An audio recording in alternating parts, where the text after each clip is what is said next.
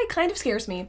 And I might regret doing this video like a year from now, but today I'm going to be letting ChatGPT decide what romance novels I read for the next week. I'm hoping that I can get 3 recommendations for books that I have not read before, and that ChatGPT is going to give me better recommendations than I can get on Goodreads or Google. Is this kind of a tall order? Yes, but I've heard good things about ChatGPT, so I'm hoping that I am able to find some new romance recommendations from this experience. First thing I think I'm going to ask is if I can get other recommendations based off of Birthday Girl by Penelope Douglas. It's an age gap romance. I absolutely loved it. Since it's an indie romance, I'm wondering if I'm going to get other indie romance recommendations or if I'm going to get like traditionally published recommendations. Let's find out. Okay, so already there's a title on this list that I have not read before.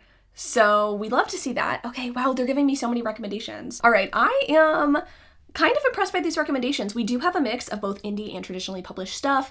I got 10 recommendations instead of the usual 3 to 5 that I've gotten the couple of times I've experimented with ChatGPT. I don't think these are terrible recommendations. I don't know that these are like one-to-one comparisons. Some of these definitely are like taboo romances, so I don't think this is bad, right? I would bet that Step Brother Dearest is probably taboo. So I think from this list, the books that I think I am most interested in checking out would be Crush by Lacey Weatherford and Step Brother Dearest by Penelope Ward. I've read all of the other books except for One Week Girlfriend by Monica Murphy, and I haven't had great luck with her stuff. I wonder if I framed my question differently, if I would get a different response though. Can you recommend me books similar to Birthday Girl? So it does seem like I'm getting different responses based on how I framed the question. So I feel like this one's good because it pulls more from the themes rather than can you just recommend me books based off of? You would think that that would be kind of like a thematic thing, but I guess not.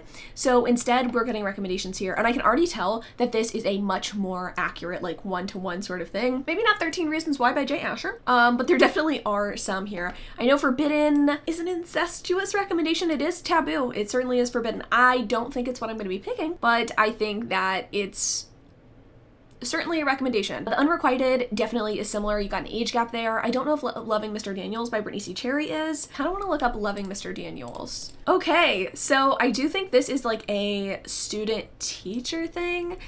The premise of this kind of sounds similar to Slammed by Colleen Hoover. The reviews are so good. So I think I might actually pick this one up. And you know what? I think I'm going to pick this up in lieu of the recommendations that we got first from Birthday Girl. I just think that we're going to have a better time if we go with ones that actually are similar thematically. All right, next up, let's see if we can get a book recommendation based off of tropes. So I did specify adult or new adult. Let's see what we come up with. Okay, The Hating Game by Sally Thorne totally makes sense. I don't think that The Flat Share is an enemies to lovers romance. And I'm looking at some of these and I don't think a lot of these actually are enemies to lovers. So maybe I need to frame my question in a different way. I think that's like the thing about today is framing questions differently to get better results, hopefully. All right, let's see if I get different. No.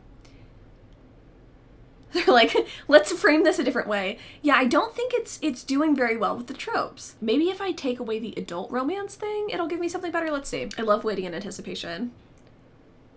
Okay, so we're getting slightly different answers this time, but only slightly. It's looking like a longer list this time. Okay, so I do think this was slightly better. I do think we're getting more enemies to lovers recs from this. I don't know that it's perfect, but I do think we're getting somewhere. The ones that are standing out to me, I think, are Hate to Want You and then The Player Next Door by K.A. Tucker. I've never heard of this, which is weird to me because I have read other K.A. Tucker books. This one came out in 2020. Interesting. How did I not know about this book? Tempting, entertaining, angsty. Okay, I think we're gonna go with this one. Actually, don't even know if this is going to be an enemies to lovers romance, but you know what? I think that's the fun in reading these because then we're gonna figure it out for ourselves, right? Pretty happy with the recommendations. Let's see if we can go even more vague and see if we're able to get anything. Instead of asking based on a trope, I want to see if I can ask questions based off of feelings. Can you recommend me an angsty romance? Okay. So that's not really what I was going for. I feel like what I'm getting here is depressing, and I feel like me and ChatGPT might just not be on the same page about what angst means, and that's fine. I have no interest really in any of these recommendations. I did actually just read recently The Idea of You by Robin Lee. Everything else though,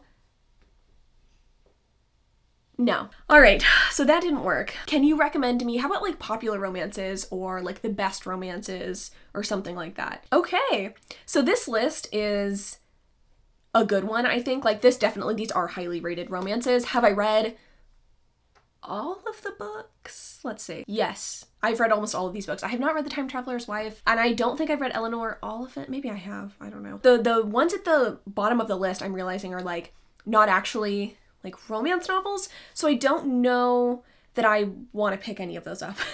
All right, so this probably isn't going to generate anything useful, but I'm going to ask for underrated romance recs. So this one definitely generated different answers, which I'm actually really appreciating. These are definitely books that you've probably heard of before, but maybe haven't been as excited to pick up. These books are highly enjoyable, well written, may not receive as much attention as some of the bigger names in the genre. Some of these definitely lean more into like the literary side of things, which I'm not into. All right.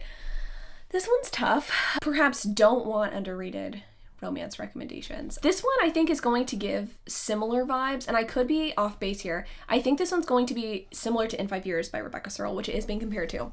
I don't vibe with that kind of book, and I know that about myself. So I think what I'm finding, honestly, through this experience is that you still have to do a bit of research yourself if you want to guarantee that you're going to get a romance you like. These recommendations are not perfect, clearly, and I think that you have to do a little bit of finessing and or looking things up on Goodreads to determine if a book's going to be right for you. And I think that's pretty much any time you're looking for a new romance. Like, you pick one up at Barnes & Noble, you look at the back, you're interested in the synopsis, and then I don't know if you're like me, but I always hop on Goodreads on my phone, and I'm like, ooh, yeah, maybe not on that one, just because I don't want to waste my time, right? If something's like not highly rated, the likelihood I'm gonna like it is pretty slim. That's just my experience. You know, I'm realizing that maybe this is not perfect. Are we shocked? I think I'm gonna give it one more try. I think I had the best luck when I just asked, based off of this book, kind of what recommendations that I can get. This is a newer title, so I'm wondering if I'll be able to get any good recommendations. All right.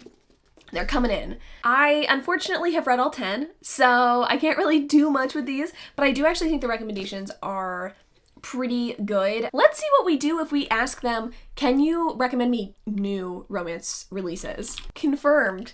The recommendations that I'm getting are not recent recommendations, which I think makes sense as to why I'm getting a lot of recommendations based on books that I've already read. I'm not saying I've read every romance book out there. I certainly haven't, but given the kind of work that I do here on YouTube, I take it upon myself to read from best of lists and Goodreads recommendation lists of new books that are coming out. So the likelihood that I've read the most popular romances is pretty fucking high. Like, these are not new books. The only one that I haven't read is Heartbreakers and Fakers by Cameron Lund, but I have a feeling that that one's actually not an adult romance, but let's figure it out. Boom. Am I good or am I fucking good? All right, it is a young adult romance, which is not bad, but not what I was personally looking for. And that's on me too. I didn't ask for adult romance recommendations, but I have read all of these except for Freed by E.L. James, which I'm sorry, I love myself. That's not happening. I'm just gonna rapid fire ask it questions and see if I can get anything. Let's do The Love Hypothesis. I'm gonna lose my goddamn mind. Well, at least it's giving me reasons why they're giving me these titles, but I think this is too vague.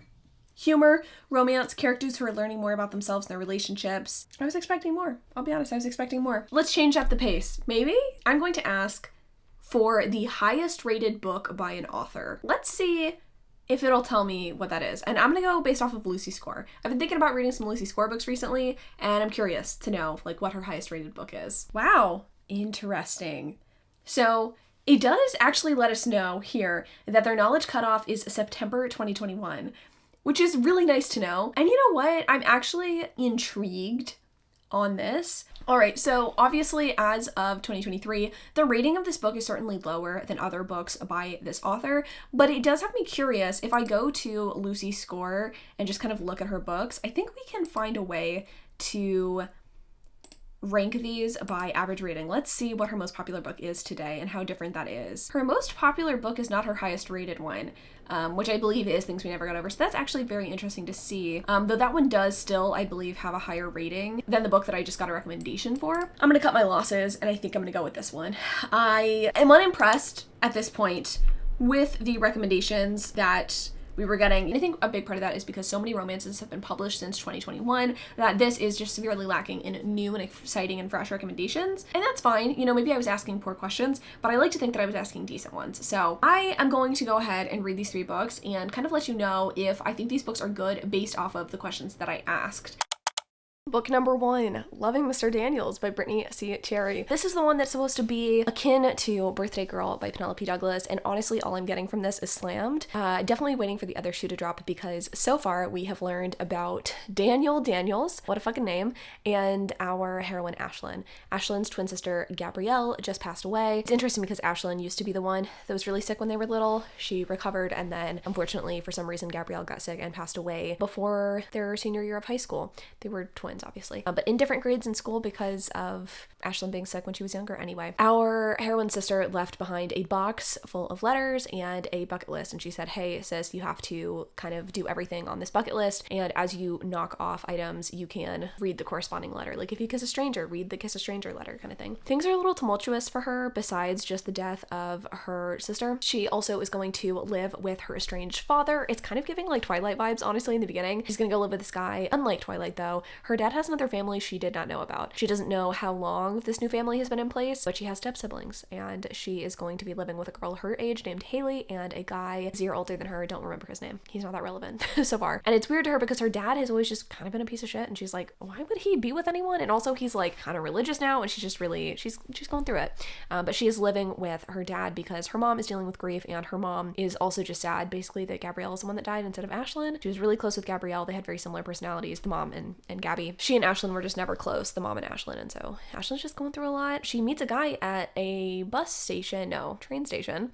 I don't know if they're on the same train or whatever, but they meet, and she knows that he is a musician because of the way that he moves his body or some shit like that, and they have this like conversation, and he's like, hey, you should come to my show in a couple of days. I'm playing at this bar local to you. And she tells him her age. She's like, I'm 19, and she does say that she's still a student, but she doesn't say that she's still in high school. I think what we're going to find out is that she is the student of Mr. Daniels. I'm betting that that is the case. She does go to the show. They have bonded already. He has lost his mother recently and his father recently as well, so he's just dealing with a lot as well. They're both dealing with grief, and I think that's kind of what they're bonding over. Very similar to Slammed. Like that is definitely something that happens in that book as well, and so it's just interesting how similar the books are. I will say this is not Brittany C. Cherry's first book, and Slammed was Colleen's first book, so I definitely feel like if you were looking for a story about grief and about like I'm almost 100% sure a student-teacher relationship, I think this might be the way to go. I'm gonna withhold judgment because I'm not that far in, but at this point I really am thinking that this one is sort of like the superior book between the two of them. And as I'm reading this, I just really am struck by how similar Brittany C. Cherry and Colleen Hoover books are. I think if you're looking for more books like Colleen Hoover, or you just really like the way that she writes emotional stories, Brittany C. Cherry fucking kills it every time. So I really think that like you gotta do it. I have a whole video about books to read if you enjoy Colleen Hoover. Even if you don't like Colleen Hoover or you're looking for alternatives to Colleen Hoover books, I have a video. It's one video. Check it out. The more that I read of Brittany Cherry's work, I'm just like, yeah, wow, y'all are very similar writers. And I also like that usually Brittany Cherry doesn't do like over the top twists. So I don't know, it depends what you're looking for, but not too bad so far. Writing's pretty good. I am appreciating how grief is being handled and how it is kind of what's bringing these two together. It kind of felt like in Slammed, it was just something the characters were dealing with and not necessarily what brought them together. It was the slam poetry, baby. This one I'm liking because it's not slam poetry, it's music, but anyway, I'm gonna get farther in. I might finish it before we talk. I don't know. We'll see if anything juicy happens. That was maybe the corniest thing that I've ever read. I understand that some people have rough lives. I understand that people die, certainly, but the amount of death in this book is insane. It is unreal. And I was struck often at how irritating these characters were. Say what you want about the characters in Slammed, but I do think that the two of the characters in Slammed did a very good job at like staying away from each other when they were in school, or at least attempting to. These two characters were stupid. It was kind of giving Ezra and Arya in Pretty Little Liars vibes, if you can recall. The teacher definitely should know better, but is still like trying to engage with the student. And sure, you could argue there's not much of an age gap there and like whatever, but you only had to wait a year, honestly. Like she was gonna graduate, she's already 19 anyway, like just wait a year. It's really not that fucking challenging. But apparently it was for this man, because this was the love of his life. She's so fucking into Shakespeare, and he has a band where all they do is base their song lyrics off of Shakespeare plays. Honestly, like this felt like a bad after school special in so many ways. We have the gay stepbrother who is not loved by the super religious mom, but is accepted by the rough stepdad. You've got a drug dealer brother, or a guy guy who's like gotten into, you know, a bad situation. Like he doesn't want to deal drugs anymore. He wants to get out of it. Oh, you have someone who gets murdered, and I don't even think that that's really solved. There was so much going on in this book that I just don't think needed to happen. Honestly, I think this story would have been fine. Oh, no,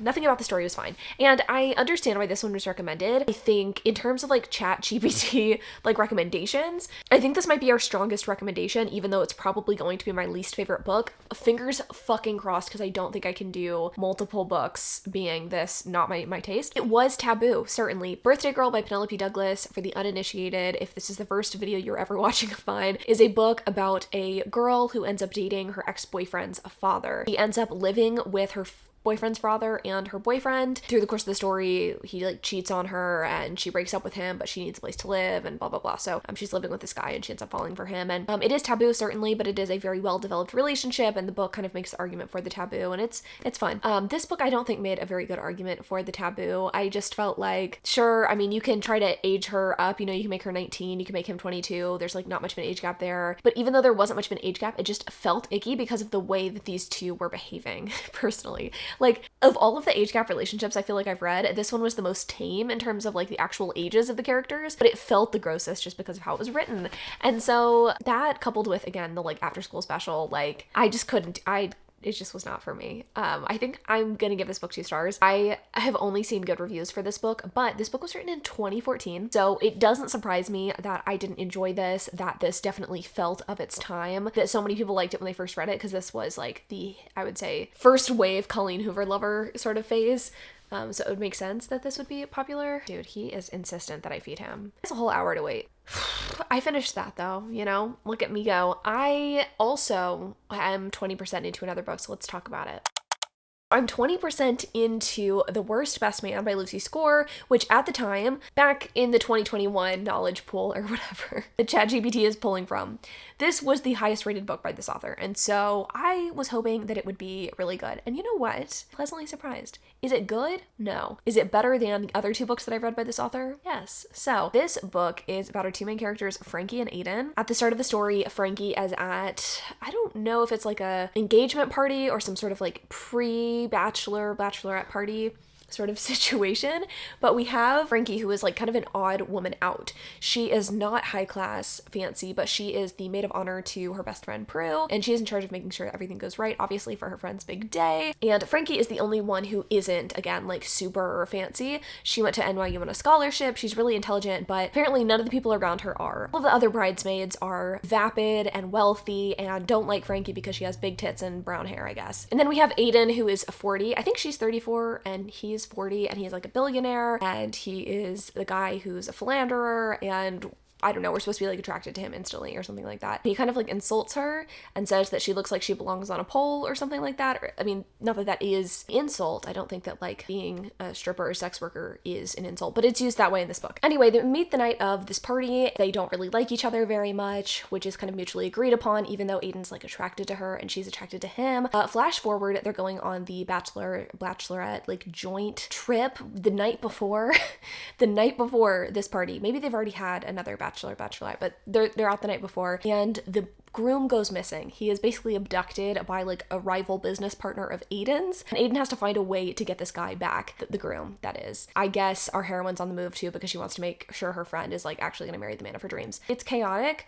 I think we're supposed to think that it's sexy. I'm not really feeling that way, but I'm liking this one a little bit more than other books by this author because the characters have a level of maturity that I can appreciate. That's not to say that they are not stupid, because they are, but they are more mature, and I can really appreciate that as someone who has often been irritated at this author's characters, right? The book that's really popular is, I think, Things We Never Got Over. It's blue, it's got like daisies on the cover, and that one is super, super popular, but the characters are like 34 and 40, I think, around the same age, like, and they act like children, and it's just annoying to read. This book, I wouldn't say the characters act like children. They are presenting a united front against adversity. They are, I guess, giving into their feelings for each other, but like feels mature. I don't know. Like the writing and just everything about this book feels more mature than that other book that I've read by this author. So I'm not mad at that. I will say I'm not really loving the sort of like action-y plotline going on. Like I really didn't think we'd be having an abduction in a romance book. Not that there isn't romantic suspense, I just did not expect this to be romantic suspense, and maybe that's just the case for all of Lucy Square's books. Maybe that's just something that she has in every book that she writes, but I didn't really want that, and I'm hoping that that plotline is resolved quickly so that I don't have to read about it anymore. I don't like care about the sex scenes. I think they've like ended up against each other. They haven't had sex yet, but I just like don't care. I really don't care, and it's upsetting me, and I just want a good recommendation from this video, but I don't know that I'm gonna get one, and I think I just need to be okay with that, frankly. So I'm gonna keep reading this book and I'll let you know how it goes. I am actually gonna go hop on my little walking pad, challenging myself to close my Apple Watch rings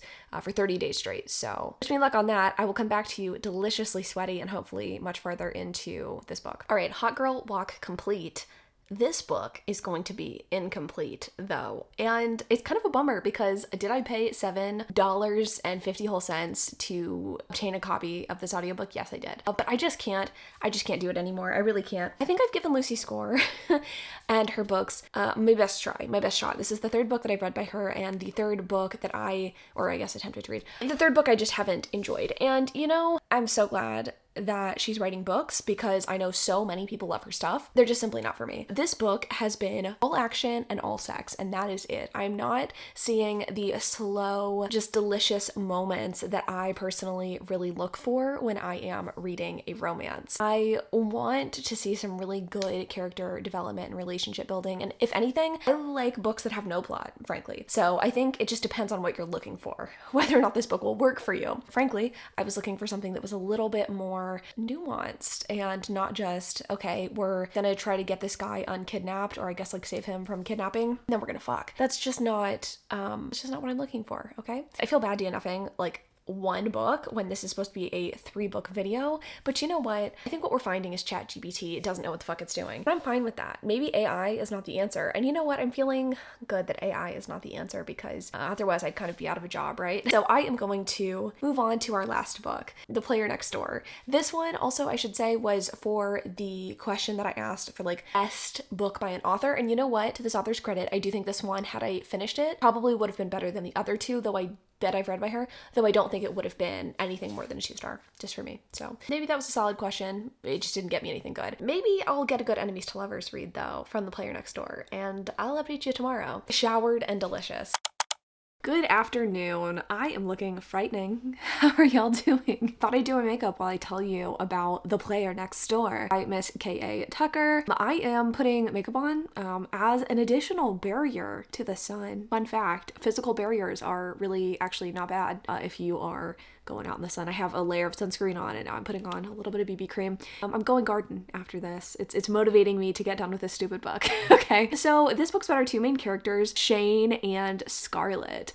Scarlett has had a string of like kind of unsuccessful jobs, I guess. She, I think, was unpaid or something like that at her last job, or was making very little, and she's decided to move back to her hometown because she landed a job there. She's going to be an elementary school teacher. I think that's what she went to school for. I mean, that would make sense, right? You kind of have to have qualifications to actually be a teacher. And while she's there, she ends up purchasing a home that she has always really liked, a home that she's always been interested in owning, and the old lady that used to live there sold it to her for like a good deal or something like that. It's in disrepair, so she's gonna have to do a lot of repairs to it. Who should be helping her but Shane, estranged former boyfriend?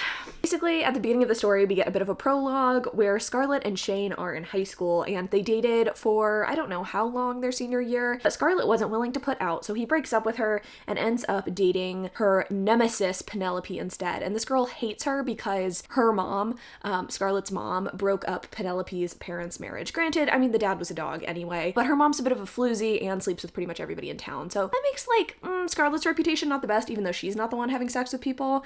And the reason that doesn't have sex with people, and the reason that she didn't put out for Shane, is because her mom is a bit of a floozy, and she's like, I can't be like my mom, whatever. So she ends up missing out on the opportunity to be with Shane, even though she was like so in love with him. So anyway, he basically, I don't know if he actually cheats on her with the girl named Penelope, but they end up together. They have a kid together, but they break up. And now that our girl Scarlett is back in town, she is getting help from her next door neighbor in fixing up her house. And she is obviously still a little bit sore and a little bit tender from the fact that this guy like is super hot and sexy, but he of course cheated on her back in the day, or you know, like went for the wrong woman. Shane, I guess to his credit, has sort of turned his life around. I guess he was supposed to be a like star football player or something to that effect. He injures himself and now he is a firefighter in town, and he's been like humbled. He's been brought back down to earth. Also the fact that like he still has to co-parent with the evil Red Witch, or I don't know what the fuck they call her, Penelope. He has to co-parent with Penelope. He's, you know, he's humbled. He is a better guy, and he is still kind of trying to pursue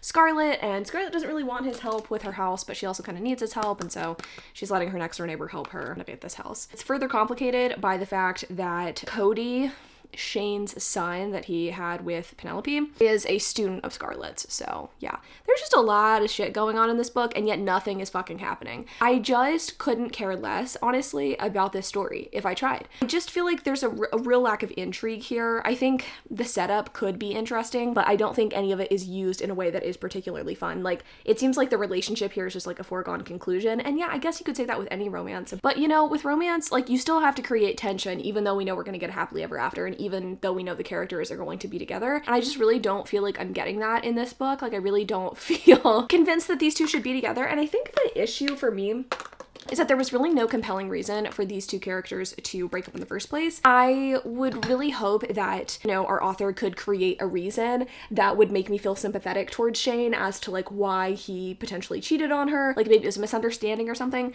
but obviously it's not a misunderstanding if he has a baby with the woman that, you know, he got with instead of Scarlet. So it's like, I mean, it's very true to life. It's very realistic. And I think that's maybe what's bothering me about this book. Do I just like not like realistic romances? I don't know. Like, I want some wish fulfillment when I'm reading a romance, because like otherwise, I mean, I've got a romance upstairs, you know what I mean? Like, I've got a husband. Like, I want to read something a little different, like make things exciting and unrealistic for me.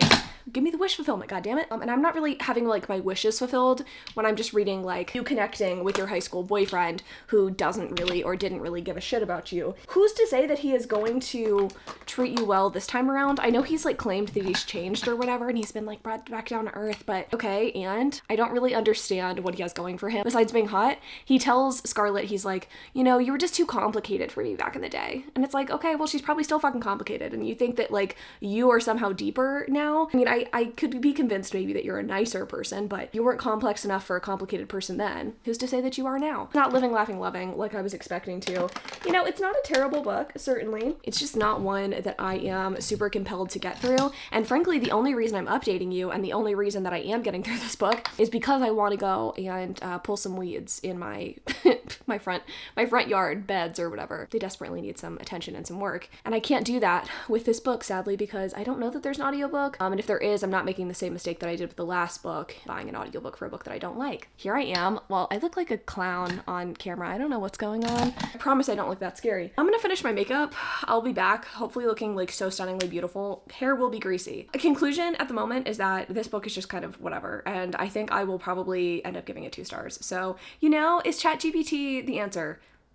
Well, this has been a bit of a failed experiment, but am I going to post this video anyway? I absolutely am. I mean, obviously, you're watching it right now. I ended up finishing The Player Next Door by K.A. Tucker, and I learned that apparently this is one of K.A. Tucker's only indie-published romances. I don't know if that's actually true or not. Someone in the reviews on Goodreads said something to the effect of, no, for an indie book written during quarantine, you know, this is a fun one. I disagree wholeheartedly with the fun bit of that, but it wasn't the worst written thing I've ever read. I think my main issue with this book is that it's not enemies to lovers, so I don't think that ChatGPT gave me a good recommendation for the prompt and for the question that I asked it. But on top of that, I feel like the story really is not that exciting, and really the only source of conflict, form of conflict, was the characters being really stupid. And it was really hard to root for the hero and heroine. Basically, the heroine starts dating the hero, and it becomes an issue because the son is confused as to why his teacher is dating his dad. The mom, Penelope, who's, you know, kind of a bitch and is characterized as one,